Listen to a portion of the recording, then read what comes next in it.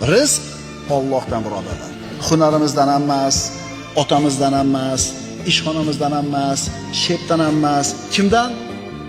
Allohdan. Sen tirikmisan? Demak rizqing bor. Agar rizqing tugagan bo'lsa, o'lasan. Shuning uchun musulmon odam o'zini xor qilmaydi. Rizq topaman deb shepga, oshnasiga, qo'shnisiga. Meni rizqim Allohning qo'lida. Seni ishxonangda ishlamasam, boshqa yerdan Alloh rizqini yetkazaveradi deydi. Agar iymoni komil bo'lsa, rizqini Allohdan yegan. Shep, meni haydamang, мне нужна эта работа deydi. Menga kerak shu ish deydi. Haydamang deydi. Alloh taolo rizqini bitta eshigini yopib qo'ysa, boshqasini albatta ochadi. Chunki siz tirikmisiz?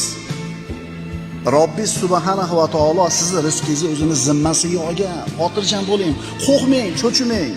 Kursda o'ynashdan ham qo'rqmang, do'konlar buzilib ketdi desam qo'rqmang. Sizni rizqingizni Alloh o'zini zimmasiga olgan. Xotirjam bo'ling.